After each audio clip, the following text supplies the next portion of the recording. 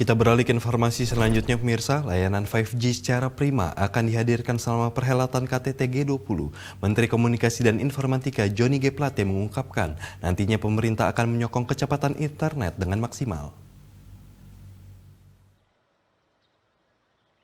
Kementerian Komunikasi dan Informatika berkomitmen menghadirkan layanan internet berkecepatan tinggi dengan 5G Experience secara prima selama perhelatan KTT G20. Kesiapan infrastruktur sistem teknologi informasi dan telekomunikasi yang nantinya dioptimalkan di 19 kota penyelenggara perhelatan KTT G20 dan pertemuan kepala negara itu akan mengerahkan operator seluler yang sudah mendapatkan uji layak operasi dan komersial, termasuk Telkom dan Telkomsel. Usai rapat koordinasi komunikasi publik KTT G20 di Jakarta pada Senin 24 Januari, Menteri Komunikasi dan Informatika Johnny G. Plate mengungkapkan, layanan 5G akan dihadirkan dengan kualitas lebih baik dibandingkan saat gelaran Pekan Olahraga Nasional PON di Papua.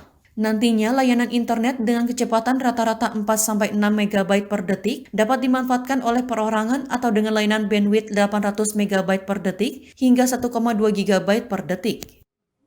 Antara 800 megabit per second ya sampai dengan 1,2 gigabit per second atau rata-rata kecepatan untuk ke 4G coverage ya 4 Mbps sampai dengan 6 Mbps per user streaming. Kalau semakin sedikit kan semakin tinggi. Pada kesempatan yang sama, Wakil Menteri BUMN Kartika Wirjoatmojo mengungkapkan, nantinya pemerintah akan mempersembahkan kecanggihan 5G melalui konten digital berbentuk aplikasi dan website, sebagai bentuk transformasi teknologi dari Indonesia. Dan memang harapannya nanti juga kita akan men-showcase beberapa fungsi yang bisa dijalankan dengan 5G, mungkin seperti virtual reality gitu ya, kita akan showcase untuk menunjukkan bahwa kemajuan implementasi 5G maupun digitalisasi telekomunikasi di Indonesia ini sudah berjalan sama majunya dengan negara lain. Menkominfo menambahkan, nantinya pemerintah akan meminjamkan sementara kebutuhan infrastruktur kepada para operator seluler pendukung gelaran KTT G20 untuk memastikan ketersediaan bandwidth yang memadai. Selain untuk mempersiapkan MotoGP 2022 di Mandalika, Indonesia, pembenahan infrastruktur estetika KEK Mandalika juga untuk mendukung konferensi tingkat tinggi atau KTT G20. Bahkan tidak hanya Mandalika, seluruh kawasan pariwisata tersohor di NTB juga semakin dipercantik untuk menyambut para delegasi negara dalam konferensi 20 negara tersebut.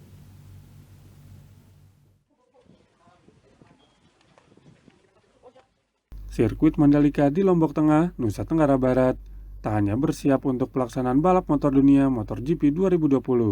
Keindahan alam serta sarana dan prasarana yang ada di kawasan sirkuit juga dipersiapkan untuk menyambut momentum Indonesia sebagai penyelenggara Group of 20 atau konferensi tingkat tinggi KTT G20. Pemerintah daerah Nusa Tenggara Barat menyiapkan kawasan ekonomi khusus Mandalika untuk mendukung pelaksanaan KTT G20 yang tersebar di Jakarta, Bali, dan Lombok. Inilah yang dikatakan oleh Sekretaris Daerah Provinsi Nusa Tenggara Barat, lalu Gita Aryadi, pada Senin 24 Januari. Kita mengikuti terus perintah dari Panitia Nasional G20. Nanti kan event disebar, ada yang di Jakarta, ada di Bali, ada di Lombok, ada di Labuan Bajo. Nah itu kita siap dari kementerian-kementerian yang akan bermainnya di NTB juga dari koordinasi selama ini mereka mengatakan secara kementeriannya sudah siap, nanti tinggal distribusi pembagian tugas dengan provinsi dan kita juga menyatakan siap. Pemerintah Provinsi NTB mengklaim bahwa seluruh infrastruktur penunjang wisata telah dikemas dengan baik, khususnya jalur bypass Bandara Mandalika yang menjadi contoh bagi daerah lain karena memiliki konsep pembangunan jalan yang mengedepankan keasrian serta daya dukung lingkungan yang hijau.